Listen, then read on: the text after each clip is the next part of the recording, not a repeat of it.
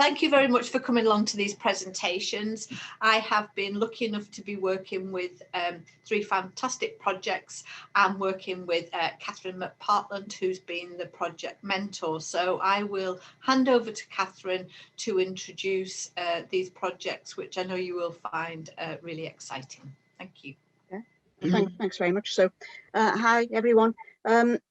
Just wanted to say before we start, just wanted to congratulate the 3 projects on the hard work that they've done in very trying and difficult circumstances. I think you've all done brilliantly. So we've got 3 really interesting projects to present to you, and they're looking at supporting Reaseheath learners in the main, but in quite different ways. So first one up is Anne from Reaseheath College. So I'll hand over to you, Anne, if that's okay. Oh, thanks very much, Catherine. And I've just hopefully shared my screen. So if you could just let me know whether you can see that, that would be very much appreciated. Perfect, Anne. Oh, yeah, lovely. Okay. Well, I know Sophie, my colleague, who's been working with me on this, she's really sorry not to be able to be here today, and I'm really sorry that she isn't. But anyway, I'm really happy to be here. And yeah, just by way of introduction, Reaseheath is a land-based FE college, and the remit of the English department is to teach GCSE English language to Reaseheath students.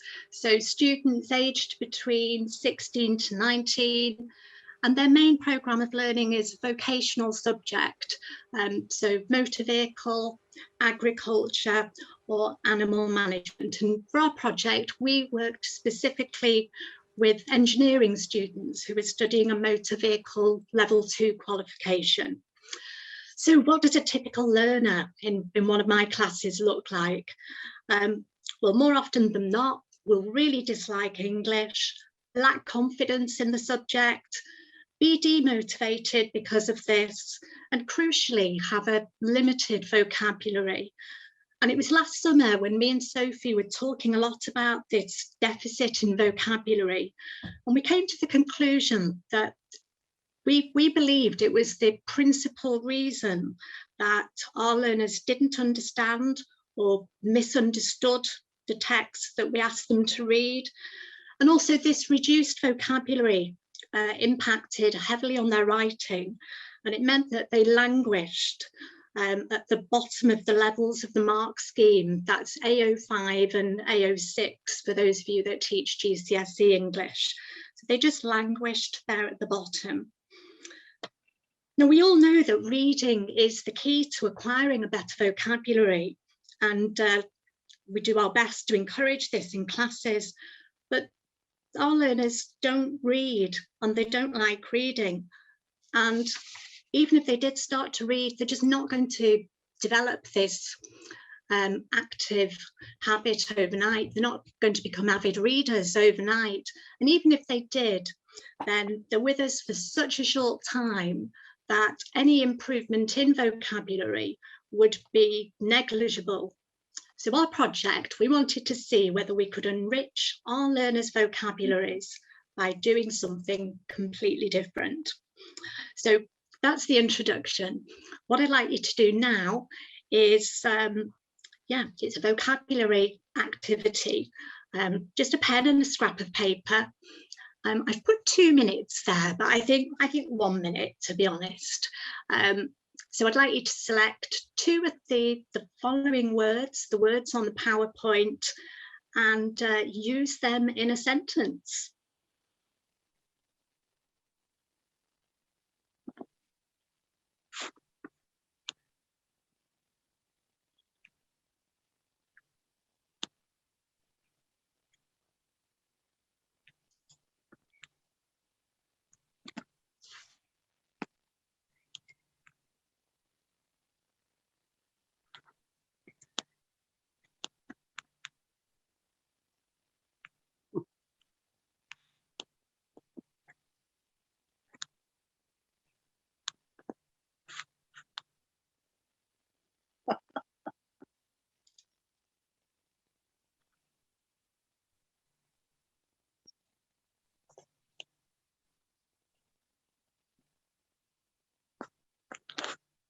Okay. Now I'd just like you to reflect on how that activity made you feel, and maybe just type something in the chat. How did that make you feel?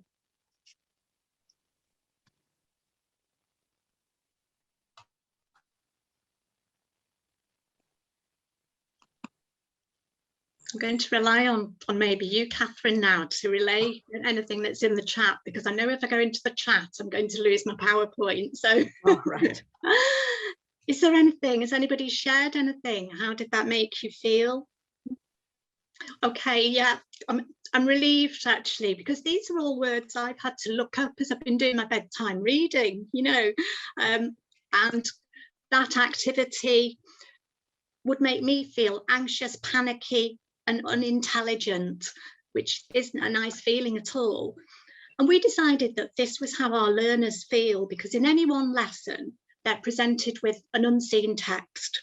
And in each text, there'll be at the very, very least about 5 completely new words, so completely unfamiliar vocabulary. So words like this to them. There might be a scattering of less sophisticated words, which they are familiar with, but not practiced. So they don't feel comfortable with them, and they're still in the passive rather than the active vocabulary. So there are 2 things going on. It's the sheer volume of information and words, but also the fact that these words are completely unfamiliar every lesson. So it's no wonder that they just feel completely overwhelmed and shut off. So we wanted to try something completely different. And it's really important to note, it's not just about what we did, but also about what we decided not to do. So the first thing that we did was we stopped telling our learners to use sophisticated vocabulary. At the start of the project, we asked our learners what they thought we meant by this. And yeah, lots of shrugging of shoulders, and they just answered honestly, I don't know. And when you think about it, it is such a vague command, isn't it? And it's completely relative, completely subjective. So we stopped doing that. Second thing we did was to stop asking learners to record new vocabulary and glossaries. Those words are all in my little nighttime glossary, but I've only remembered the meaning of one, and that's because I'm actively trying to remember what bucolic means, because it's not a stomach condition, it's actually something completely different. But I'm having to work really hard at that. So we stopped asking them to do that because they don't look at them, they're just lost there. So we slowed everything right down, and we presented our learners with a short list of words, which you can see on the right-hand side there. And we chose these words because they could be used in lots of different contexts, both in creative writing, imaginative writing, and also in their transactional writing. Then we pondered how to present these words, and in the end, we decided to produce a bookmark, because we were very clear that we didn't want any resource to have a very educational feel. So we came up with this. We thought it was portable, it was attractive, it was discreet, and it didn't look like a traditional spelling list. So it didn't scream out school, and it didn't scream out I'm working on improving my vocabulary. That was really important. So what next? How did we do it? Well, all learners had their bookmark. We sent these to parents as well. And then we just started to drip feed these words into starter activities.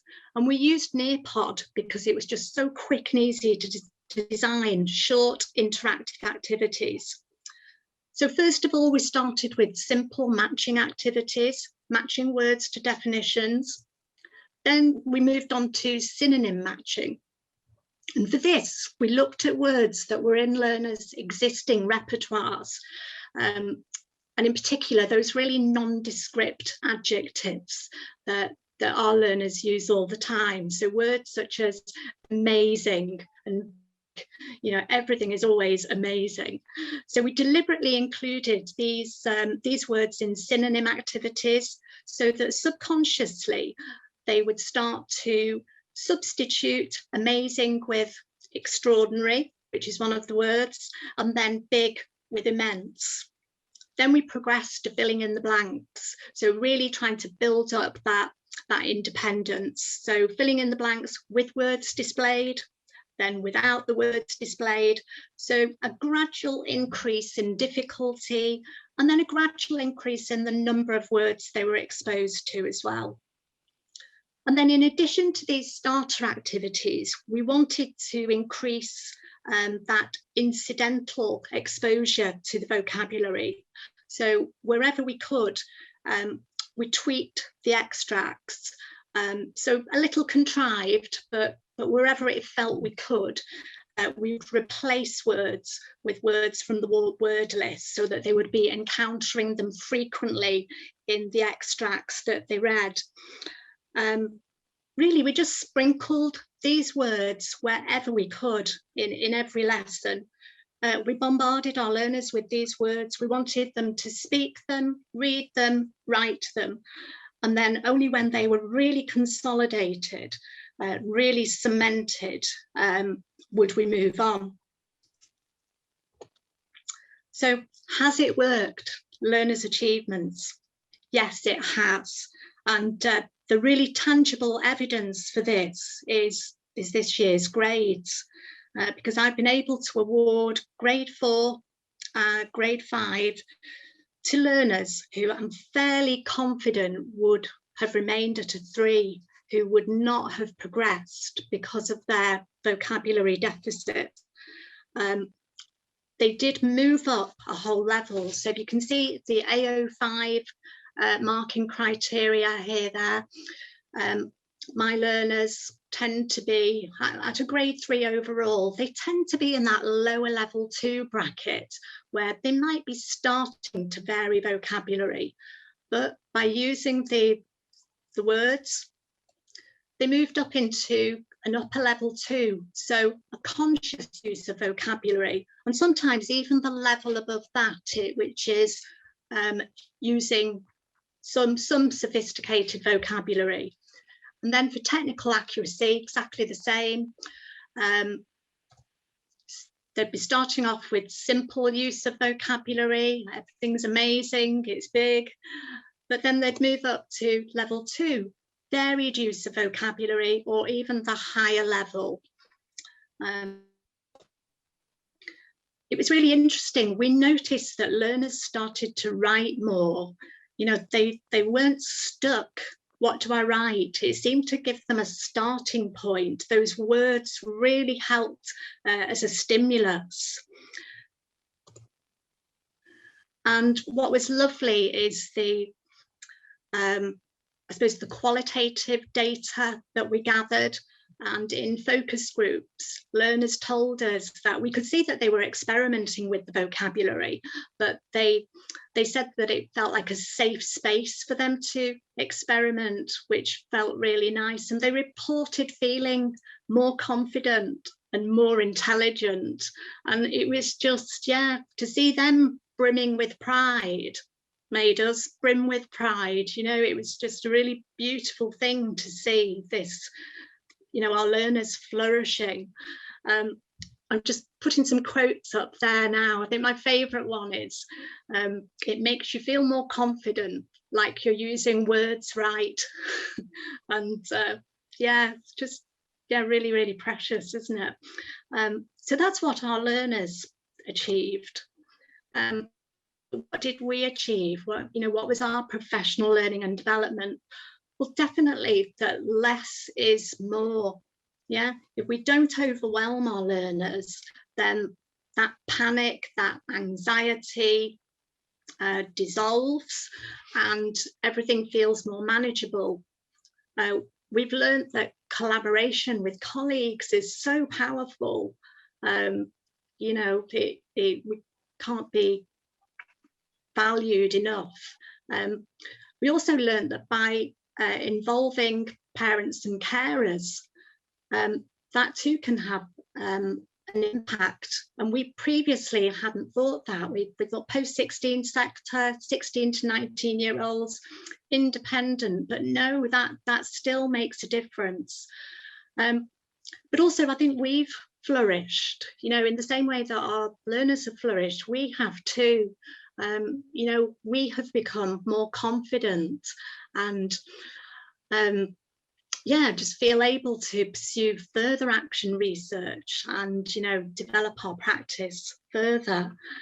So next steps, we'd love to work in partnership and, you know, build on this project. We didn't do enough speaking really and listening, so we'd love to explore the impact of pre-recorded audio extracts so that learners are hearing the words more and then speaking, and then maybe building up to encouraging our learners to actually record those extracts so they're recording for their peers. Yeah, that's ideally what we'd like to do, but yeah, it's just been an incredible experience, and that's me. Any questions? I think that's just about 10 minutes. Thanks, Anne. Anne, thank you so much. It sounds wonderful, Anne. Can I just say that? I mean, I've been banging on about the importance of vocabulary for so many years now, and to actually see something so perfectly crafted and you know, focused on like that, it's wonderful. And I do think the speaking and listening is the thing that's often forgotten about. So yeah, all power to you. Oh, thank you. Anne, can I just say thank you very much. That was a really fascinating presentation and so well received. I've been looking at the chat comments, and I think you're absolutely right that there is that fine balance between challenging your learners and overloading your learners, and yeah. I think you've got that balance just right. So thank you very much. If there are any more questions, if you'd put them in chat, that would be, and we'll get them answered later on. So thank you again. That was absolutely lovely. I need to stop sharing now. There we go. Stop sharing. Yes, thank you. Yeah, thanks. The next project was from Sheffield College. They did a project on resilience, quite a massive project. So well done on that. So can I invite you to present your findings to us, please? We've just said that actually, that after listening to that presentation, which was amazing, thanks for sharing, your narrow focus seemed to work like so incredibly well. Ours was a massive focus. We've done such a lot, so hopefully we can capture some of it. Yeah. Can everyone see that all right? Is that okay? All right, yeah. Do you want to introduce it? Yeah, so so far as we were looking at a particular focus by starting off by asking a critical question that we always had to do with the difference between the maths and English classes and when you see students in vocational areas especially. And it's essentially what would happen if, instead of just adapting the English lessons to try and make them more interesting, what would happen if we explicitly started addressing those kind of complex attitudes that learners have got towards themselves and their learning, especially given that all the students that we're dealing with are resit learners where they've already gone through GCSE before, to try and build them up as more resilient and motivated learners. So a massive task, really.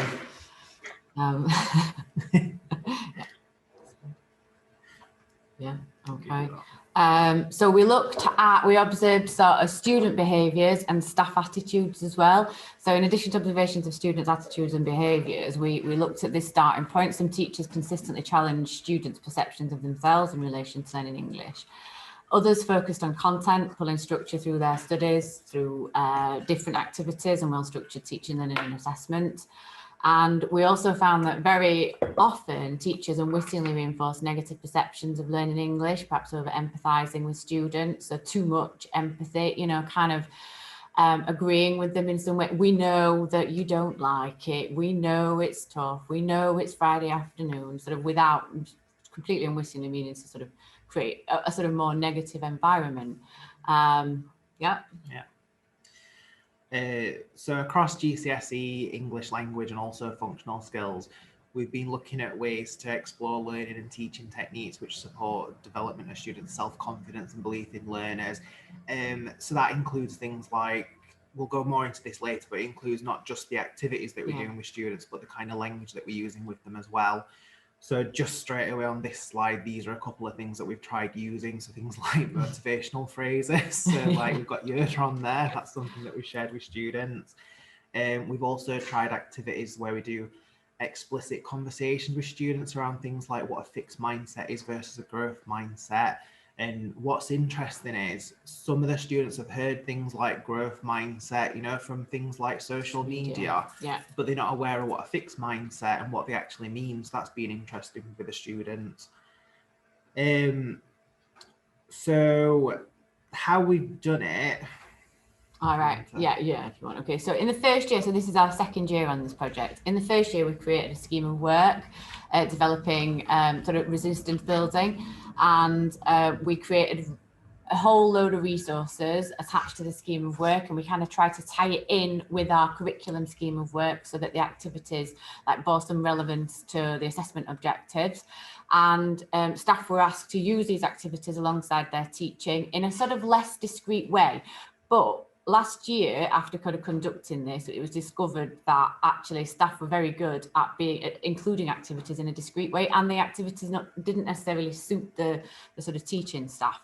And some members of staff felt a little bit sort of uncomfortable dealing with sort of terms like growth mindset as a really sort of obvious separate part of the lesson. So what we did this year is we had the freedom to adapt these resources to suit our preferred research strand. So we might have sort of, I know one member of staff, he was really trying to concentrate on his vocabulary use and really sort of avoiding the use of the word try, because try can have such negative connotations. Like if you try, it's okay, but it doesn't really matter. So, and I spoke with him yesterday actually, and he said it was so hard to remove certain words from his own vocabulary, and try was something that he actually used an awful lot. So to have that conscious thought really, really helped him. And we just experimented really this year with so many different approaches. So like I really enjoy using music and poetry to start my lessons, and I often found sort of using music, even just songs that I liked, that I felt were sort of motivational, powerful for me, can have an impact in a classroom, because I suppose if the students can see the passion and the excitement from me, then it can have an impact on them as well. And I also got the students often, particularly when we were online, I used to post a message on the stream, just to ask them to choose a song or a favourite poem, and then we'd start the lesson with that. And then also I could have a language focus within my lesson as well. So we'd unpick it, some of the words and the phrases, and discuss like the impact on them. So, okay.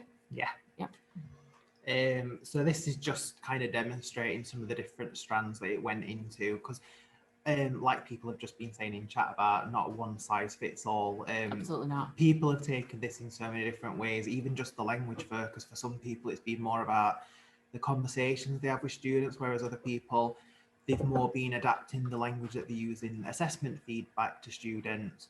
And some people, I personally really like the really explicit mindset activities. I always like to start off a lesson with those, but some people don't.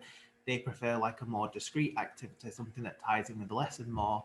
So it's just been nice to see people taking on these different approaches and having confidence to essentially try it out, see if it works. And a lot of people have said that they're really enjoying experimenting with it. How we've kept this up then. So we've had regular meetings on top of us, weekly meetings agenda. So there's been a point in every meeting where we've had a OTLA catch up, where we've fed back about how it's been going, and that's been every Friday afternoon.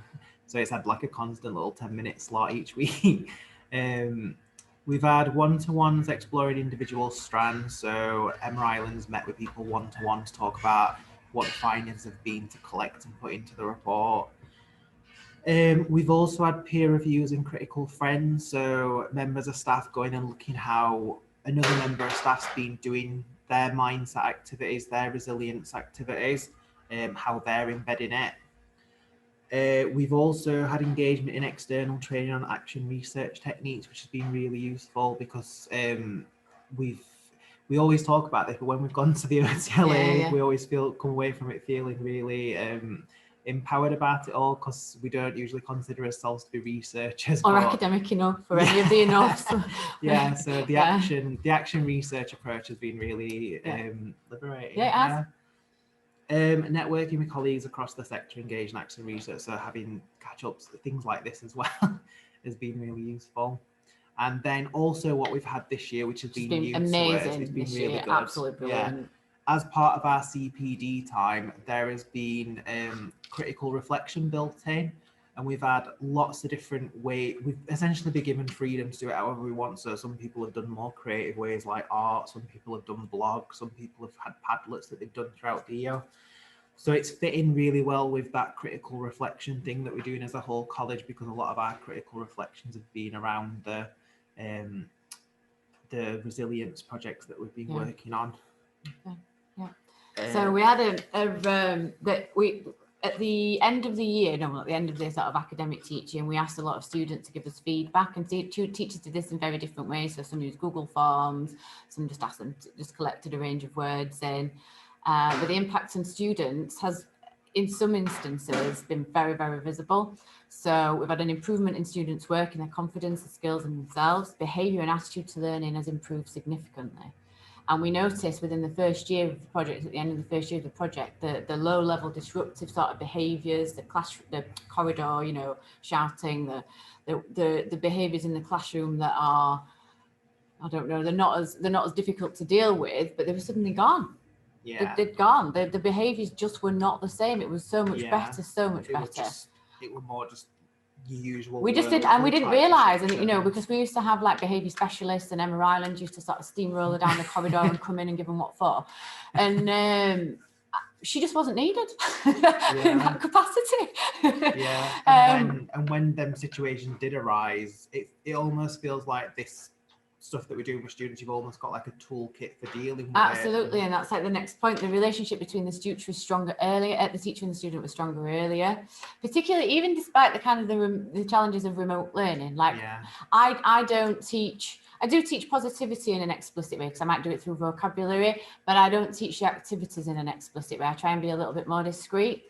And at the start of the year, we did have the obvious challenges about getting them in and getting them sorted and getting them started. But I think the attitude change from teachers has just made it all very much different. So despite the online challenges, we still managed to do it. We still managed to go ahead with it. Attendance and achievement and retention have also increased. And I was looking at the report yesterday.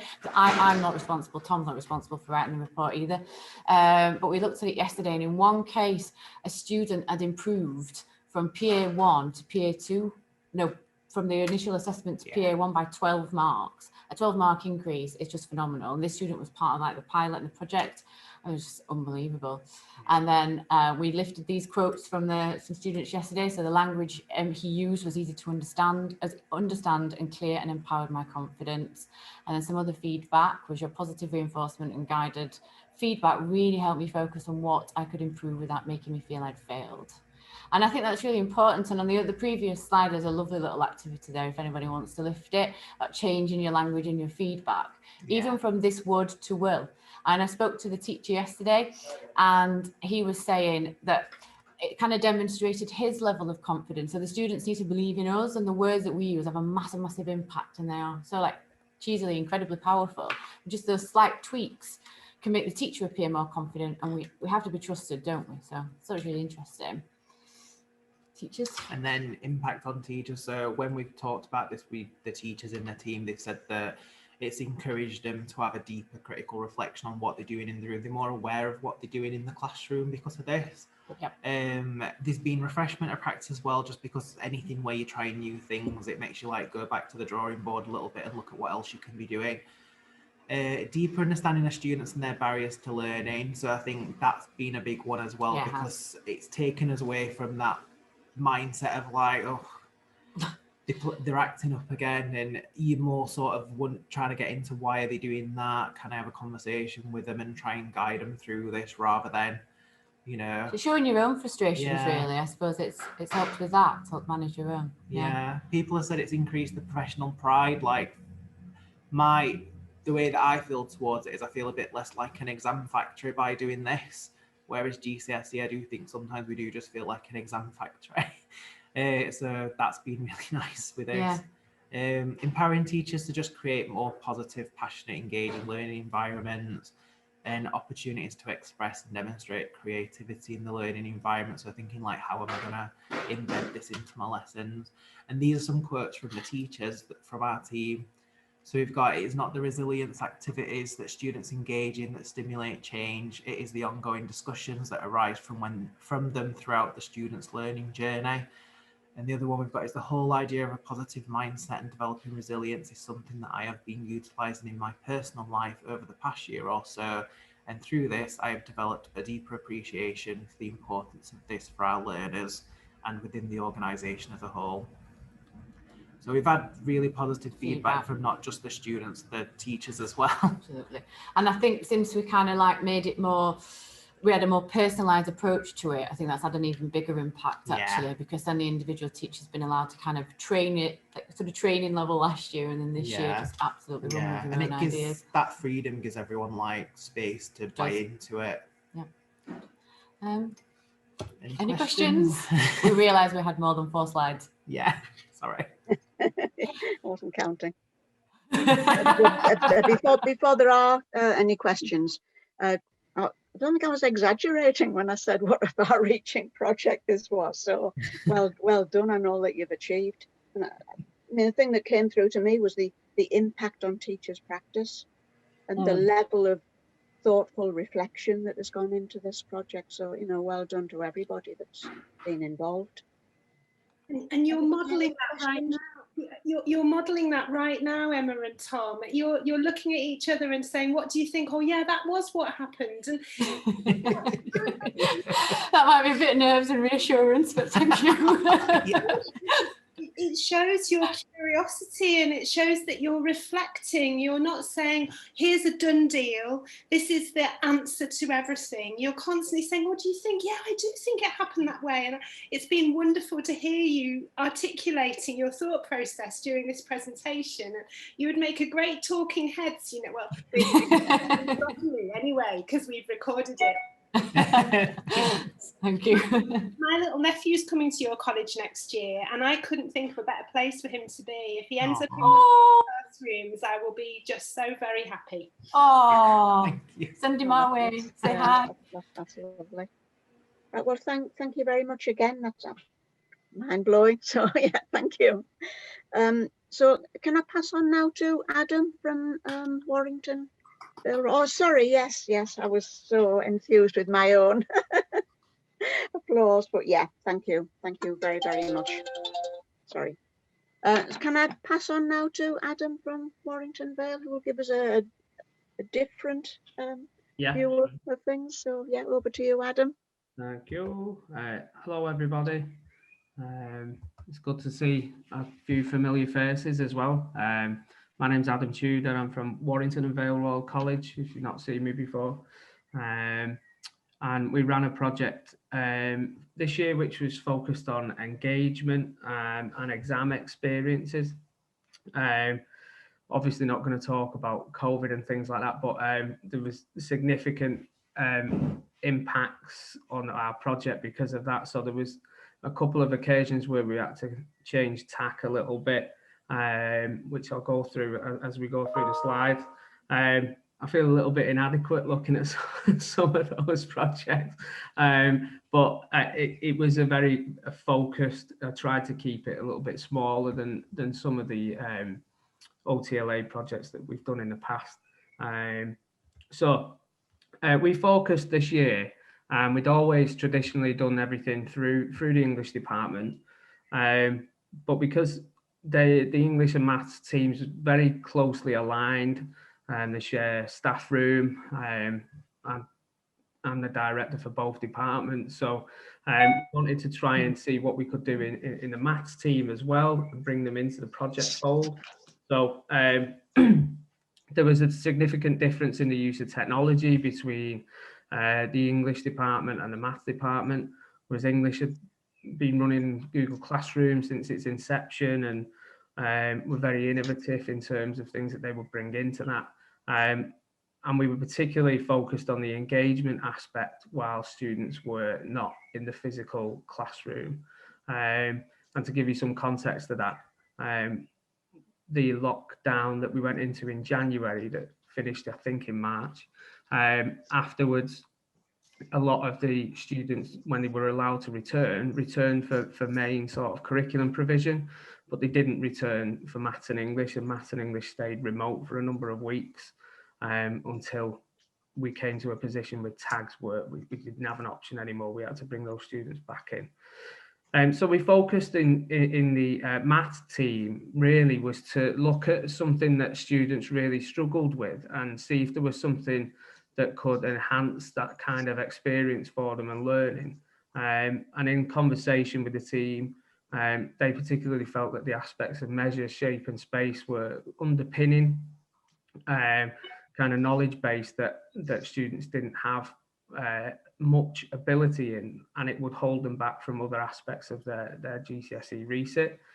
And in English, the focus was originally to improve creative writing. And at Warrington, we've run the creative writing course for research students as what we used to call a course within a course. So they'd spend a number of weeks focused purely on creative writing before Christmas, and then they'd return to that later on in the academic year. So we were looking for a way to enhance that creative writing process, but things didn't exactly go to plan in terms of the English strand. So in the maths project, I know this slide's a bit wordy and Catherine's already shouted at me for this, so I apologise, but I'll go through it as best as I can. In maths, they decided to use a software package which is called Caboodle. I don't know if anybody's ever heard of that or used it before, but basically it's a virtual kind of course book. So if you remember in the old days, we used to obviously buy loads of these workbooks that students could use to support them in GCSE, and wasn't a very good use of funds, shall we say. But this was a virtual version. And because our learners weren't in the physical classroom for such a long period of time throughout the academic year, we felt we needed something which we could use to direct them to do extra work, or that could support them in the classroom environment. Inclusive of that, it has interactive activities and worksheets, and goes through the whole AQA course. So in maths, really, there was a challenge to improve the kind of aspect of technology and supporting teaching and learning and assessment online. And really, I think a lot of people might agree with this, that COVID has really given people a bit of a kick. They might have paid a bit of lip service to using technology in the past, but they suddenly had no choice because they were teaching remotely. So it kick-started that kind of conversation within the maths department and between maths teachers. They were delivering lessons on Google Classroom, which they hadn't used before. They started setting up self-marking quizzes linked to the Caboodle tasks that they direct students to, and it had a massive knock-on effect in bringing that kind of maths team in the same direction as the English teachers were, in terms of being a little bit more innovative. And I think the most important thing was allowing them to feel like they could take risks, which is something that I think a lot of people in FE are worried about, taking a risk. And they kind of felt empowered that they could then try something out, and if it didn't work, that was okay, and they weren't going to get in trouble or anything like that. They were going to be applauded for trying something new. In English, the original idea was also to use Caboodle because it has a course book associated to it, which is linked to AQA Spec. But as we delved into that a little bit deeper, we found that it wasn't quite as interactive as we wanted it to be. And it wasn't linked to the way that we planned our scheme of learning for that course within the course. And because we had quite thematic elements, and with a Reaseheath course, sometimes it can become quite restrictive in terms of you're going to write that story, you're going to do this, you're going to follow this plan. And it didn't really fit in with what we wanted to do. So we had to go not back to the drawing board. We still had the same group of students, which were grade 2, grade 3 learners. And we were desperate to try and move those guys up towards a grade 4, because we felt they had the potential. But I think, like Anne was talking about before, in terms of vocabulary and the technical skill, is usually the things that hold them back. So we switched the English project to be more inclusive of visualizers to start off with. So I purchased a couple of visualizers and brought another English teacher in on the project. And she's very, shall we say, tech savvy. She's always willing to try new things out as well. So she was happy to be involved. And again, that kind of kick-started things for her. So she started using the visualizer when she was teaching from her kitchen, like I'm in now. And we focused that on annotation of language-based questions, but then link the use of the language that they were seeing in other pieces of text into their own kind of writing. What we found was that they didn't know how to annotate anything, which I think we probably knew, but they also couldn't pull out what we thought they could pull out. And without doing that, teaching things like peel process for paragraphs and things was getting us nowhere. So with them being able to see in real time, the teacher annotating the text and showing them how they should really go through that process of finding those quotations and what to do with them, was really helpful. So here's an example. It doesn't look great on this page, to be honest. It is a black and white, like, kind of screen grab. But this is what maths we're using in terms of Caboodle. Just an example page there of measuring kind of questions. You'll notice across the bottom, there's quite a lot of things that they can do. So they can dip into a resources folder, so they can find quizzes and activities related to what they see on the page, as if they were working through a workbook, but then they're able to complete. So for the remote element, and whilst we didn't have them in the physical classroom, it allowed the teachers to direct them to particular tasks. Then they could do a follow-up quiz that's set in Google, and that would give them the automatic score and feedback. And it allowed them to really take it at their own pace, and they could access it whenever they wanted. We would do, say, 30, 40 minutes, because our lessons are usually 3 hours at the start. And then we do a follow-up one at the end, which they could attend if they wanted to, or if they had questions. And what we found was that they would go away and they would be accessing Caboodle, and then they'd do the quiz, and then they'd find which ones they got wrong, and then they'd go on Caboodle, and then they'd do the quiz again, and they'd get them right. So it was that kind of repetition of practice and finding out where they were going wrong. So they were kind of self-checking. Outcomes-wise, obviously, we don't know what the outcomes are going to be in terms of tags. I'm sure there's a lot of people in this room as well who are waiting for that email to see whether you need a phone call or whether you're going to get extra evidence asked for and things like that. So, but in the terms of what we entered for the students, we focused on 2 students in a small group in particular. They had behavioural difficulties and were really disengaged. But the remote element of their teaching and the fact that they had Caboodle to support them and they could dip in and out and come backwards and forwards. One of them moved up from a 2 to a 4, and one went from a 3 to a 4. And I just don't think that would have happened without something extra, shall we say, which was the Caboodle element of it.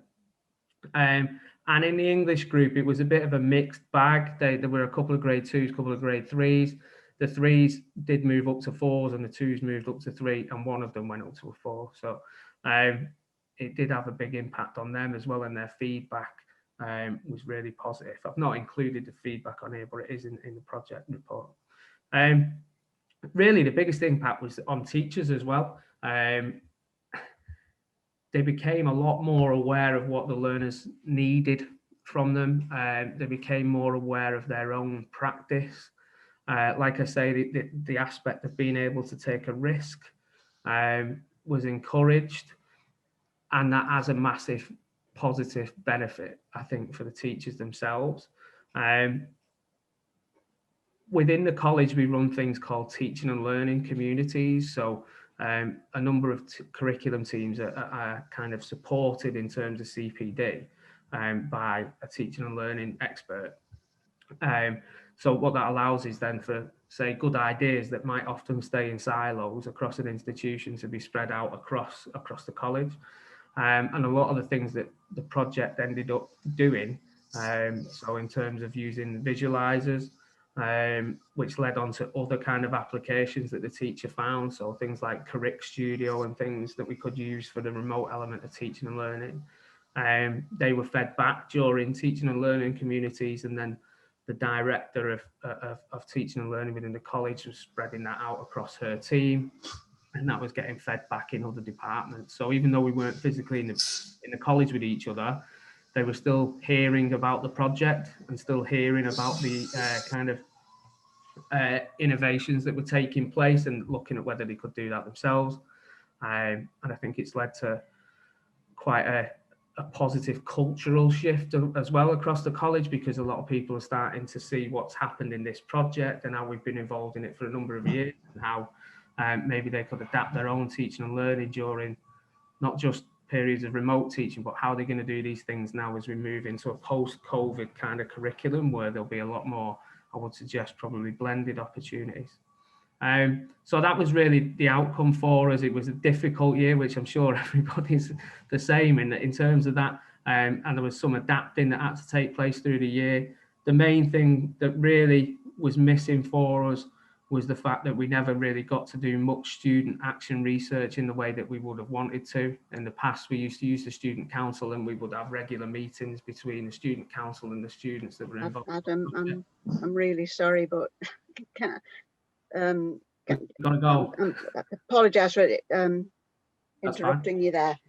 I'm just sort of conscious of time. Just wanted to say again, you know, there was some really great points that came out there. I thought there were some fascinating things to share, and I think there's a lot of questions in chat that I think people would like answers to on the resources that you've used. So do apologise for cutting that short. I hope that I think you got things over really well, and I think you were just about at the end. So again, sorry for that, but thank you very much. And again, in the customary way, we'll just say thank you to you, and thank you to everybody else that presented. I think there were some really excellent and thoughtful presentations there. So yeah, thank you.